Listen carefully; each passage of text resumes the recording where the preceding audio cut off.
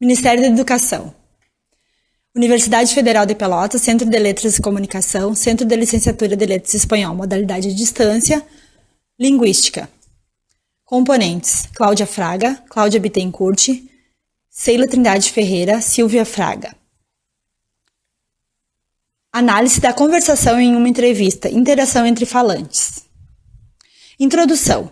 Proposta inicial. Realizar a entrevista com um falante culto, de nível superior, nascido ou habitante da cidade de São Paulo.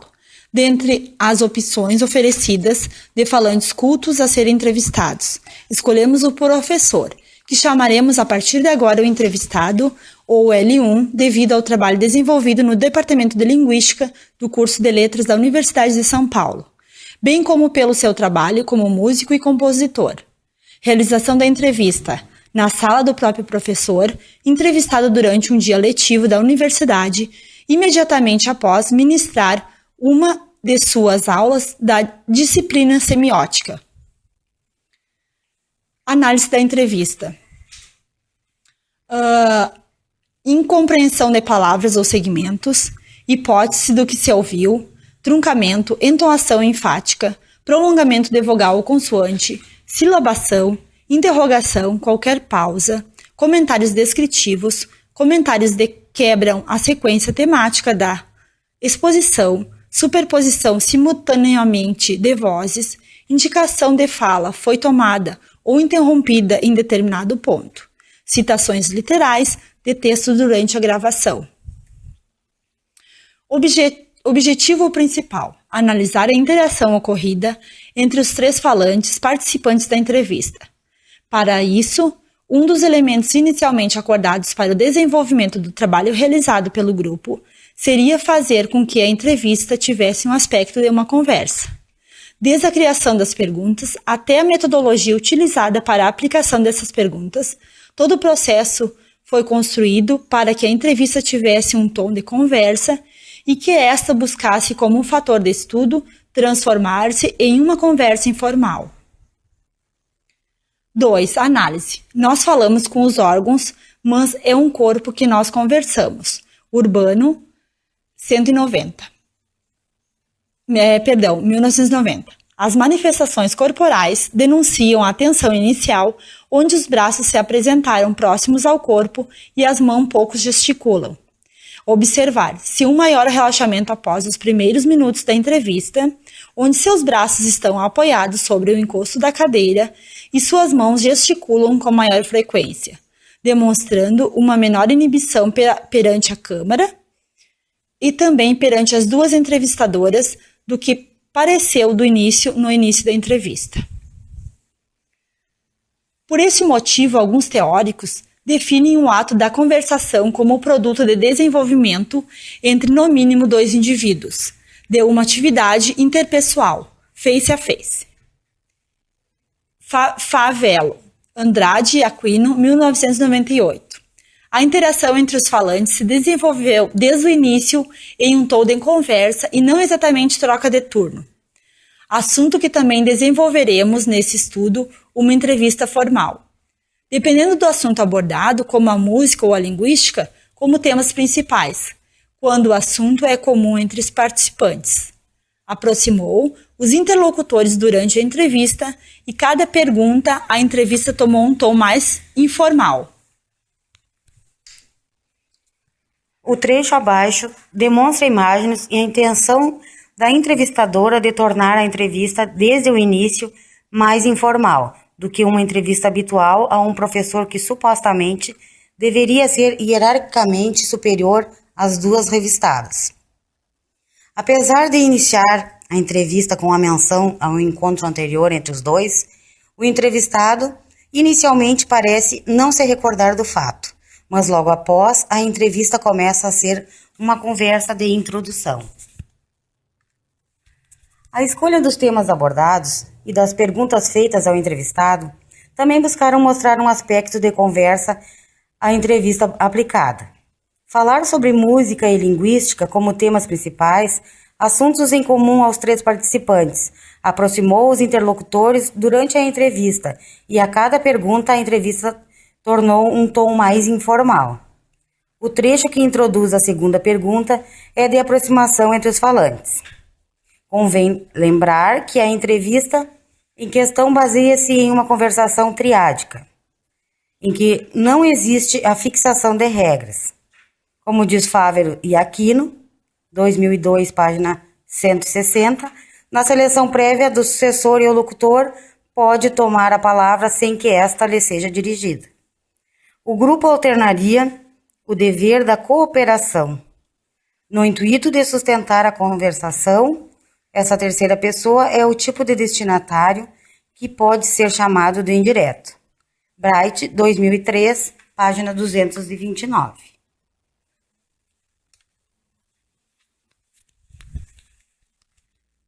É importante observarmos o uso dos pronomes tratamento senhor e você pelas entrevistadoras como recursos de aproximação e distanciamento com o entrevistado. A entrevista principal, L2, utiliza o pronome de tratamento você. Durante todo o diálogo buscando aproximação com o entrevistado conforme a estratégia inicialmente abordada para os estudos. Já a entrevistadora L3, em contrapartida, utiliza senhor para dirigir-se ao entrevistado. O nível de relação entre as entrevistadoras e o entrevistado pode ser considerado de níveis diferentes.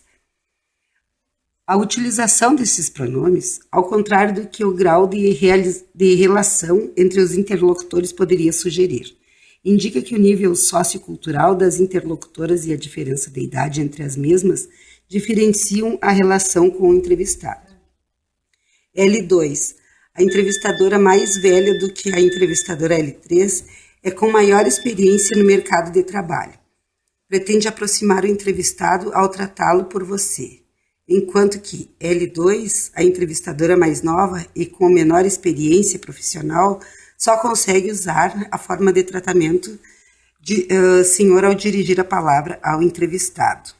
Outros fatores poderiam interferir na questão da informalidade da situação, a preparação do ambiente, a presença das entrevistadoras, o gravador, neste caso, câmera digital, o contato que antecedeu o encontro, a consciência por parte do entrevistado de que o objetivo do encontro, da perspectiva da instituição de pesquisa, era observar a linguagem de pessoas consideradas usuárias da norma culta.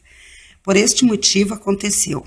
Conversação espontânea é a conversa que não sofreu qualquer tipo de planejamento temático ou linguístico e que ocorreu na ausência de observadores não participantes da atividade da fala. Castilho, 1996.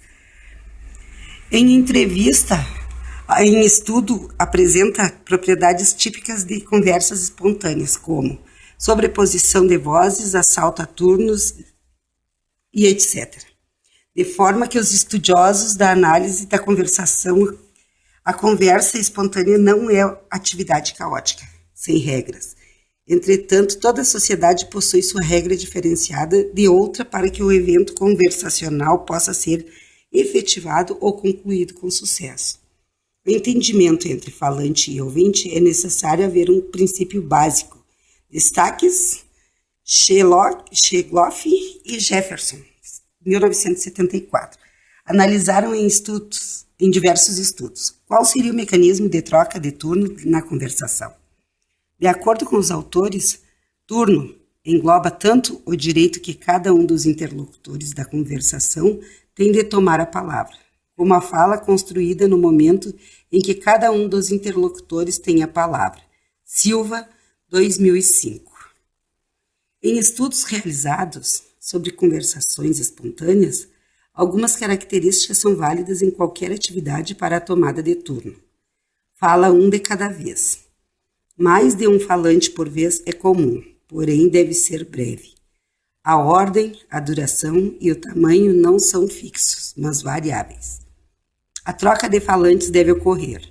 A extensão da conversação, o que cada falante dirá e a distribuição dos turnos não são fixa, nem previamente especificada. O número de participantes é variável. A fala pode ser contínua e descontínua. São usadas técnicas de atribuição de turno. São empregadas diversas unidades construtoras de turnos, lexema, sintagmas e sentença. Alguns mecanismos de reposição resolvem falhas ou violações nas tomadas de turno. Em diversas passagens, a questão da troca de turno amplia ou diminui a interação e também gera, em alguns momentos, um aumento de tensão entre os falantes para que a posse do turno. O assalto ao turno é marcado pelo símbolo indicador de sobreposição de vozes, o colchete entre as falas, exemplo, parêntese e reticências. A troca dos falantes ocorre de acordo com a presença, passagem ou ausência, assalto, de LRT, que é simplesmente qualquer ponto em que o falante percebe que a construção está possivelmente completa. Gallenbeck, 2003. Demonstrando no texto abaixo, na qual foi sugerido sobre texto de linguagem, percebe-se que é um conteúdo bem complexo. As investigações sobre a língua falada nos forneceram dados empíricos interessantes sobre o uso da linguagem. O modelo de princípios e parâmetros tornou possível construir explicações satisfatórias para muitos dos fenômenos deste uso. Qual o papel dos dados empíricos sobre o uso da linguagem na teoria de hoje? E ao falar de música, parece ser uma abordagem mais descontraída, tanto para o entrevistado como para o entrevistador. Qual seja a entrevista é considerada uma ferramenta muito importante. Portanto, é imprescindível treinar-se para as entrevistas. Caso não pratique, o candidato cometerá todos os tipos de erros. Existem hoje vários tipos de entrevistas, as já conhecidas, feitas pessoal e individualmente, as realizadas em grupo, pelo telefone, em inglês, pela internet, numa espécie de chat, e até em restaurantes, durante o almoço. E se você está pensando que tudo isso é feito para te pegar de surpresa, acertou. A ideia é essa mesma. Falar sobre música e linguística como temas principais, assuntos em comum aos três participantes, aproximou os interlocutores durante a entrevista, e a cada pergunta, a entrevista tomou um tom mais informal. Aqui temos um bom exemplo de variação linguística regional, com o foco no modo como o mineiro fala. Então, temos aqui um caos mineiro.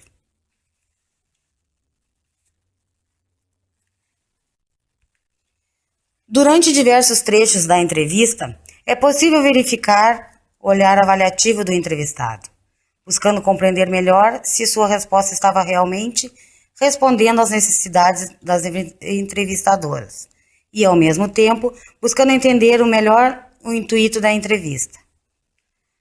A questão do olhar avaliativo acaba conferindo aos interlocutores a competência avaliativa.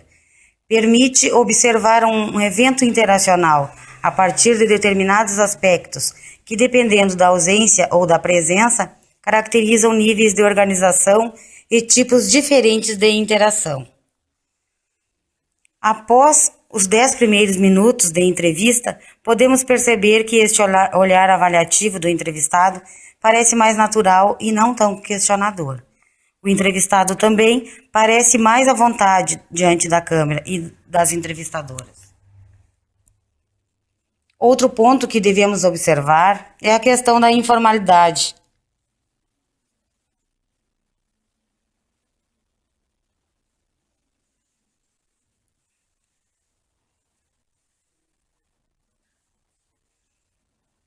Outro ponto que devemos observar é a questão da informalidade a partir do tema sugerido. O tom informal já pode ser percebido não apenas por pistas não vocais, mas pela linguagem ainda mais informal, utilizada pelos três interlocutores. Logo no início do diálogo, a entrevistadora L2 salienta que os temas principais da entrevista seriam a música e a linguística, temas que o entrevistado detém total domínio. A sugestão inicial dos temas ao entrevistado pressupõe um relaxamento diante de um possível questionário desconhecido. O acontecimento constante de assalto ao turno em alguns trechos deveria gerar uma tensão entre os interlocutores, mas a informalidade da situação não gerou uma tensão competitiva. Idem, e os dois falantes puderam interagir de maneira natural. Na passagem de turno simples, a colaboração do outro interlocutor é implicitamente ou explicitamente solicitada. Gallenbeck, 2003, página 83. Ou seja, o ouvinte entende que o falante terminou sua fala e chegou a hora dele, o ouvinte, tomar a vez da palavra. É quando o falante entrega a vez do turno ao ouvinte, explicitamente por meio de perguntas diretas ou pela presença do desejo da confirmação do ouvinte. Geralmente são usados os marcadores conversacionais de confirmação como entende, né e não é. Durante todo o diálogo estudado, ambos utilizam os marcadores conversacionais de confirmação para indicar passagem de turno. O assalto ao turno, em linhas gerais, é uma violação ao primeiro princípio básico da conversação, segundo o qual cada falante deve falar por sua vez.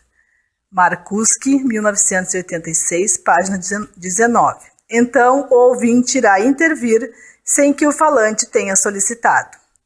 O ouvinte interlocutor aproveita a hesitação do falante para intervir na conversa, utilizando marcas conversacionais de hesitação como pausas, alongamentos, repetições de palavras ou sílabas. Gallenbeck, 2003, página 87. A entrevista realizada neste estudo, a interação ocorrida entre os falantes e que o que John Gumpers diz sobre pistas não vocais pode demonstrar efetivamente que o corpo fala. O texto oral, além dos aspectos explicitados, tem uma dimensão presumida, isto é, uma dimensão extraverbal, que se integra necessariamente ao conjunto textual, participando ativamente da estruturação, da organização e da significação compreendidas pelo evento interacional. Bright, 2003, página 234. O agendamento anterior já a define como uma entrevista, não como uma conversa espontânea que poderia ocorrer em qualquer dia e horários não estipulados.